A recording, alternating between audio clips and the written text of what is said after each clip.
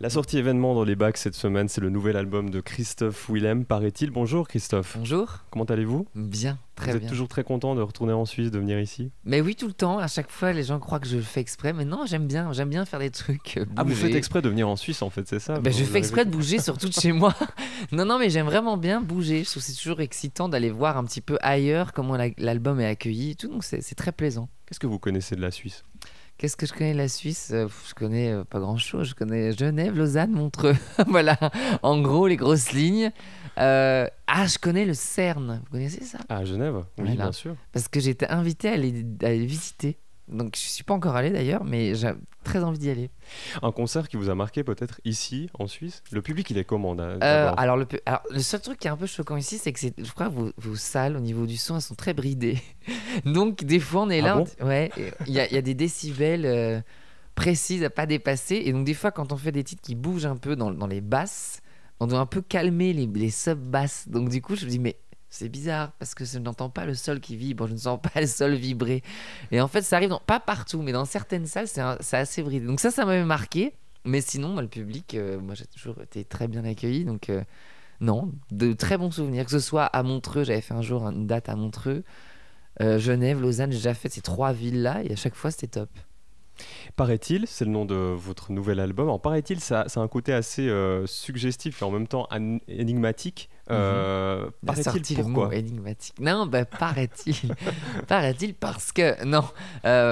Paraît-il parce que c'est un titre que j'ai composé et dont j'ai fait le texte, qui est justement assez énigmatique. Encore, c'est pour ça que je dis, il a utilisé le mot. C'est assez énigmatique et je trouve que ça représente bien cet album qui est assez. Comment dire? Qui amène une réflexion. Voilà, c'est un album plus d'introspection. C'est pas un album qui est forcément fait pour danser. Il y a des titres qui bougent dedans, il y en a. Mais c'est un album où il y a autant de titres pour bouger qu'autant de titres pour se poser et prendre le temps de réfléchir sur les choses. Et donc, paraît-il, j'aime bien cette idée de cette expression toute faite de se dire quand une histoire d'amour s'arrête, paraît-il qu'on est triste, quand on n'est pas bien, paraît-il qu'on appelle son ami. Voilà, je trouve que c'est une expression qui va assez bien avec le contexte de l'album. C'est vrai que ce qui a marqué tout de suite le public dès le début de votre carrière, c'est votre côté multifacette. Il y a le côté Christophe Willem très sensible, et puis l'autre côté aussi très électro dans votre musique qui a énormément surpris. Mhm. Ça, c'est des facettes que vous aimez cultiver, ces espèces de contradictions musicales, mais qui marchent Complètement. bien.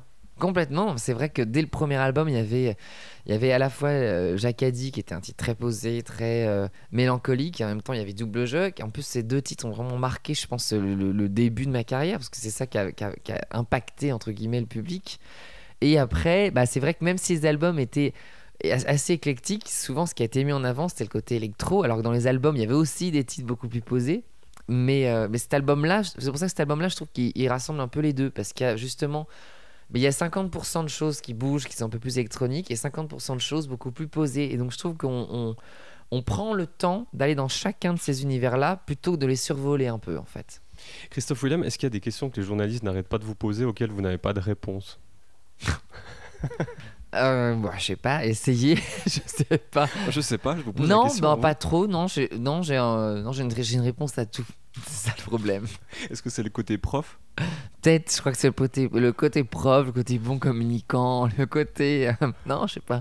Non, mais j'ai pas de trucs tabous, de trucs, non. Est-ce que dans votre carrière d'artiste, le côté prof, est-ce qu'il a été difficile à faire disparaître, alors pour autant qu'il a dit qu'il est disparu, au profit de celui d'artiste dans votre carrière? Parce que moi, au tout début, j'avais du mal avec l'idée de faire un métier qui est aléatoire, en fait. Moi, c'était le délire quand on est prof, ben, on est fonctionnaire, donc on sait combien on va gagner d'argent dans 20 ans, parce qu'on sait comment est la progression du salaire. Enfin, c'est tout bête, mais on a une logique.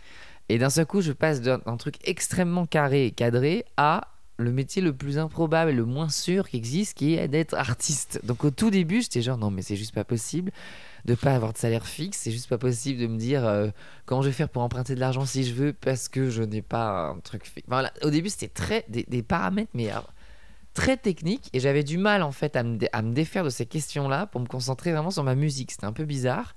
Bon, après, les gens aident aussi autour à comprendre comment ça marche, mais au début, j'avais du mal avec ça.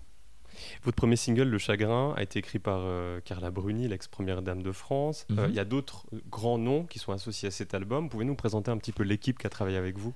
Alors l'équipe qui a travaillé avec moi, donc effectivement il y a Carla Bruni qui a fait 3 textes dans l'album, dont Le Chagrin, c'est qui a fait le texte de ce titre. Il y a Jean-Jacques Goldman qui a fait 2 morceaux, un qui s'appelle Après toi et un autre qui s'appelle Viens, qui est sur la version deluxe de l'album, et qui a fait aussi le texte d'un titre qui s'appelle Nous Nus, un titre qui s'appelle Nous Nus, et Zazie évidemment, qui a fait une chanson qui s'appelle La vie est belle et La règle du jeu, et on a composé ensemble un titre qui s'appelle L'OVNI. Et après, c'est vrai qu'il y avait aussi une grosse collaboration que je mets en dernier, parce que c'est un peu la plus grosse de cet album-là, qui est Frédéric Ashtal, en fait, qui est une artiste suédoise qui habite en France depuis des années, donc qui est parfaitement bilingue, mais avec qui j'ai composé 8 morceaux dans l'album. Donc en fait, les 8 titres qui composent cet album, que ce soit l'ouverture de l'album ou la majorité des titres de cet album, ont été faits avec elle. On a composé tous les deux, donc il y a beaucoup de morceaux qui sont nés du fruit de cette collaboration-là. Et dont la majorité des textes ont été faits par Zazie, sur les titres qu'on a composés ensemble. Zazie, Carla a fait donc les deux autres textes, et Jean-Jacques aussi. Si on imaginait que Christophe Willem, c'était une famille, dans cette famille, il y aurait quoi? Il y aurait votre sœur, Zazie, puis il y aurait votre frère, Jean-Jacques Goldman? Je sais pas.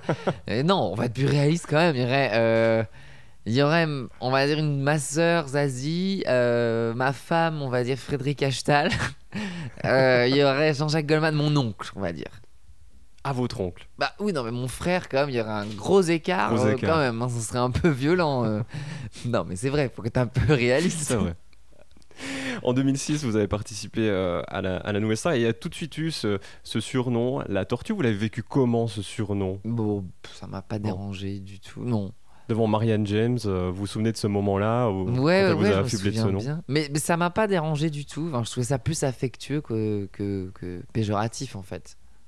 Ce stress, quand on participe à un casting comme la Nouvelle Star, qui est perceptible aussi à l'écran, vous l'avez vécu comment, ce stress-là, devant les jurés? Mais c'est assez bizarre, parce que c'est un peu suicidaire, ce genre d'émission. C'est qu'on arrive, alors qu'on est hyper introverti, on se retrouve devant des milliers de gens. Donc au début, c'est un peu intimidant, et après on oublie complètement la caméra, et je pense que ça aide beaucoup par la suite, parce que du coup, j'ai pas du tout l'angoisse de la caméra. C'est-à-dire, quand je me retrouve sur une émission de télé ou autre, la caméra me gêne pas, alors qu'il y a des gens qui ont une vraie angoisse par rapport à la caméra. Moi, pas du tout, parce que je trouve que c'est très formateur comme école, en fait, de faire ça. Vous avez une autre facette aussi chez vous, c'est ce côté voyageur, globetrotter, vous aimez vous dépayser. Alors, le meilleur endroit pour composer, pour se retrouver avec soi-même, pour vous, c'est où? Sur toute la planète, hein. Alors, c'est très bizarre. J'ai besoin de m'inspirer. Là, pendant ces 3 ans, je suis parti 2 fois à Shanghai, parce que j'aime beaucoup cette ville. Et j'ai fait des concerts là-bas, et donc j'ai découvert, c'était drôle, parce que moi j'ai fait des concerts devant genre 20 personnes, 60 personnes, mais je trouve ça hyper excitant. Moi, j'aime bien cette idée de démarrer des trucs vierges, et surtout vierges de l'image que j'ai de la télé. C'est-à-dire de se dire, à un moment, c'est pas juste le personnage télé que les gens viennent voir, où on n'écoute pas mes albums parce que j'ai fait cette émission, mais on écoute parce qu'on se dit, tiens, c'est pas mal le mec ce qu'il fait, alors qu'on me connaît pas du tout. Donc ça m'excite vraiment. Donc c'est vrai que Shanghai, j'ai vraiment bien aimé ce délire d'être rien, d'être personne. J'ai vraiment bien aimé ça. Après, j'aime beaucoup la Belgique. Donc, je suis très souvent en Belgique. Bon, là, on me connaît, en Belgique, c'est pas pareil, mais j'aime bien parce qu'il y a un côté beaucoup plus cool, beaucoup plus détendu par rapport à la France, qui est un peu plus stress. La Suisse, objectivement, j'aime bien y venir aussi, même si j'y viens pas régulièrement, mais j'aime bien. Je trouve que c'est toujours intéressant d'avoir un point de vue extérieur à ce qu'on fait. Et donc, même si la Belgique et la Suisse sont francophones pour une partie, et donc véhiculent à peu près la même chose que ce qu'on fait en France, c'est toujours malgré tout un regard différent que ce que les médias français vont avoir sur ce qu'on fait. Donc c'est toujours intéressant de prendre la température de ce qui se passe ailleurs pour plus appréhender ce qui se passe chez soi. Je sais pas si c'est clair ce que je dis. Et c'est tout à fait clair. Du coup, j'aime bien m'inspirer un peu de ce qui se passe ailleurs. Alors, j'aime beaucoup aller au Maroc aussi. J'aime beaucoup le Maroc, vraiment, parce que je trouve que c'est genre... on a l'impression que le temps s'arrête. Et j'ai besoin de m'inspirer un peu partout. Mais pour composer, j'aime bien être chez moi. Donc c'est très bizarre. J'ai besoin de bouger beaucoup. Mais quand je me pose, j'aime bien que ce soit chez moi, en fait.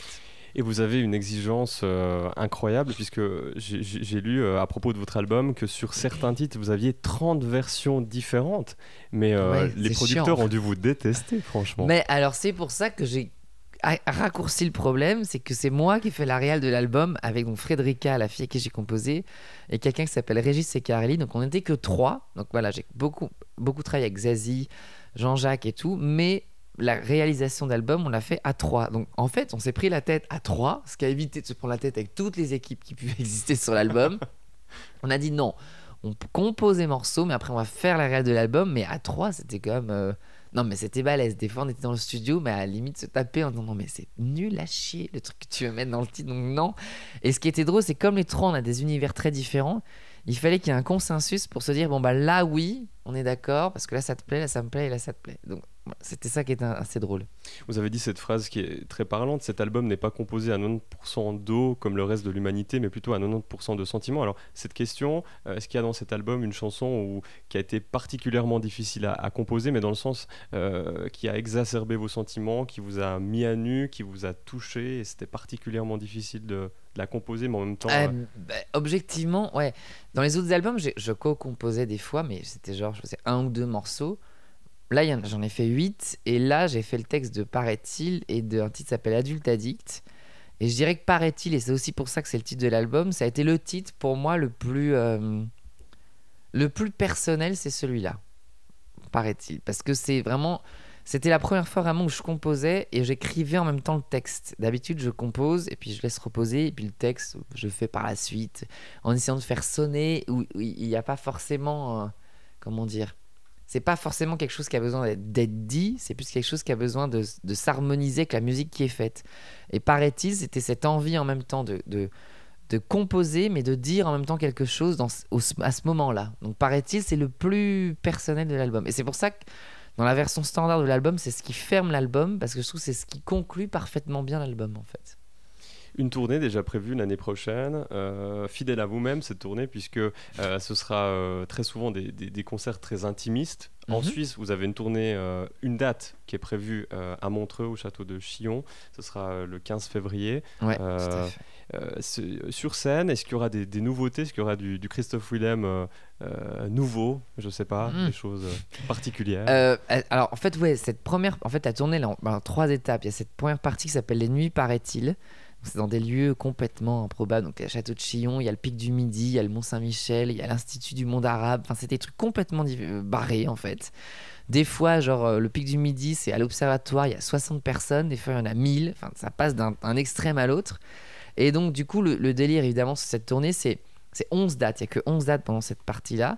Et le délire, c'est de présenter l'album, on sera très focus sur cet album-là, et de présenter cet album, et vraiment de prendre le temps d'expliquer toute la démarche artistique qu'il y a dans cet album. Donc là, je pense que ce qui sera différent par rapport aux autres tournées, c'est que moi, je serai beaucoup aussi à jouer des instruments. D'habitude, je suis plus dans le rôle d'interprète, mais là, je vais beaucoup plus jouer que ce que je fais d'habitude. Mais voilà, ce sera durant cette période de 11 dates. Et après, il y aura des festivals mai, juin, juillet. Et après, il y aura la grosse tournée dans les salles beaucoup plus standards et habituelles, j'ai envie de dire, qui sera en automne. Et là, ce sera différent. À 31 ans, c'est juste Vous voyez comment la suite de votre carrière? Toujours faire des trucs qui m'amusent un minimum. En fait, pour moi, voilà, comme je passais l'idée d'être prof avec un truc très carré, maintenant que je me suis mis dans l'idée que non, je fais un métier qui est complètement aléatoire, on ne sait pas comment les choses évoluent, il faut que justement que j'ai pas l'impression de faire genre métro, boulot, dodo, quoi. Donc si j'ai l'impression de faire un album, la promo, une tournée, un album, la promo, la tournée, dans le fond je me dis pourquoi faire ce métier-là, c'est pour faire un truc qui devienne routine. Donc j'aime bien l'idée de faire toujours des trucs où je m'ennuie pas. Et je pense qu'à partir du moment où on est artiste et qu'on s'ennuie pas soi-même, on rentre pas dans un système qui fait que... la finalité, c'est que le public aussi reçoit ce plaisir qu'on a de faire ce métier. Quelques questions décalées. Vous accepteriez d'être président de l'amicale d'honneur des fans de Marilyn Manson, ou c'est pas du tout vos trucs? J'ai déjà écouté Marilyn Manson, mais après, je pense que je ne serais pas la meilleure personne pour être membre de l'amicale d'honneur parce que je connais pas assez. Donc, Est-ce qu'il y a une punition de laquelle vous êtes particulièrement fier quand vous étiez jeune, parce que voilà, finalement ça vous a peut-être permis de faire quelque chose dont vous aviez envie, vous étiez puni après, mais c'est pas grave, vous en êtes fier de cette punition? Qu'est-ce que j'ai fait quand j'étais jeune? Bah, en fait, je crois que ce qui m'a donné un peu envie de faire de la musique, c'est que ma sœur faisait des cours de danse. Et moi, ma sœur a 4 ans de plus que moi, et moi, je voulais absolument garder le cours de danse, mais j'en avais rien à foutre de la danse. Mais ce que je trouvais intéressant, c'était la musique. Et donc, du coup, j'y étais allée et tout ça, et j'avais séché un cours de sport à moi, pour aller voir ma sœur qui faisait ça. Et du coup, après, ça m'a donné envie de faire de la musique, et en fait, d'avoir séché ce cours de sport, ça m'a donné envie de faire de la musique, et c'est après ça que je me suis mis à faire du piano. Donc, assez content quand même d'avoir séché ce cours de sport. Demain, vous partez sur une île déserte, il faut prendre 3 albums avec vous, vous prenez lesquels? Oh, alors ça c'est super dur. Euh, Alors je prends un album de James Blake. Voilà. Un album de Frank Sinatra. Et...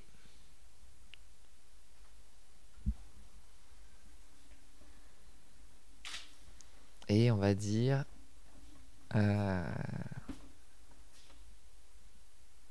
C'est compliqué. C'est compliqué. Et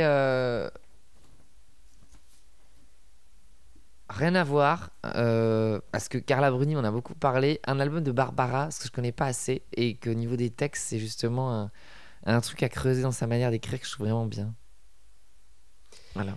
Autre situation, Christophe Willem, vous avez 3 personnes qui viennent manger chez vous demain, et puis... J'aime pas les gens déjà, donc les gens viennent vous pas aimez manger pas, chez moi. d'accord. Non, je rigole. 3 personnes, 3 amis Non, qui je viennent rigole. chez vous, manger chez vous. Ces personnes sont végétariens, et en plus, ils aiment pas, ils sont intolérants au gluten. Vous Voilà. faites quoi? Vous avez une idée? Mais je vais tondre la pelouse du jardin, je leur donne à manger. Non, mais je sais pas, je refais. Je dis, c'est pas trop dur, ça, c'est pas très dur. Genre, je sais pas, moi, des pâtes à la tomate. Pâtes aux légumes. Ah non, il y a du gluten. Ah non, il n'y a pas de pâtes sans gluten. La pelouse du polenta. jardin, ouais. Ah, Voilà. Très bonne idée. Ou du quinoa, c'est bien aussi. Voilà. C'est bien aussi. Je demande, j'ai un avis expert anti-gluten à ma droite. J'allais vous tester un petit peu sur le canton de Fribourg, mais comme vous ne connaissez pas encore mais très non, bien notre vous région, m'avez pas invité. mais je me risque quand même regrette. je me risque quand même à cette question. Pour vous, c'est quoi un dzodze comme ça? Vous connaissez pas le mot, mais pour vous, c'est quoi? C'est un nom bizarre. C'est très bizarre. Je vous donne un indice. Un dzudze, c'est quoi? C'est ceux qui habitent là-bas? Ouais. Ah, C'est vous des voyez? fribourgeois, voilà. Et pour rebondir sur ça, je vous ai pris 2 petites Mais c'est quoi? phrases. C'est du jargon, c'est pas le nom. C'est du patois fribourgeois. Ah, bah voilà. Alors justement, le patois fribourgeois, j'ai quand même envie que vous nous lisiez. Là, il y a une petite phrase, vous allez lire la première, et ensuite vous aurez la traduction. Donc la première ici en jaune. Quoi? C'est « ça se dit « ça » Alors ici, Teche batoy. voilà. Alors ça veut dire tais-toi bavard. Ah. Et puis la phrase un peu plus compliquée ici, vous arrivez à la lire? Le papé... Ça se dit quoi? Chaune, ça? Jaune, certainement. Je suis pas un Le spécialiste. non plus. papé chaune qui mine les Jeannot. Poirton au chien qui loup béton des choux. Voilà, ça veut dire les journaux sont comme les ânes, ils portent tout ce qu'on leur met dessus. Ah, Voilà. bah, on va Vous se en faire encore doutiez plein pas, d'amis j'imagine. avec ça, cette petite phrase. Non, je- Donc ça, c'est du patois Voilà. fribourgeois. Voilà, comme ça, quand vous viendrez, Mais on nous comprend rendre pourquoi je visite. ne fais pas d'album en patois fribourgeois, par exemple. Parce qu'on dirait Ça c'est peut vous donner compliqué. des idées. Oui, Vous pouvez mais en je parler tiens... à Zazie ou... Oui, mais je pense que Carla Bruni pourrait vraiment aimer cet exercice. Christophe Willem, on vous remercie Mais merci. vraiment pour ce moment que vous nous avez offert sur Radio FR. Et puis, on vous souhaite une excellente tournée. On Avec vous retrouve plaisir, Très merci. bientôt, l'année prochaine. On rappelle, cet album, paraît-il, c'est dans les bacs. Achetez-le, il est vraiment magnifique. À bientôt. Merci beaucoup.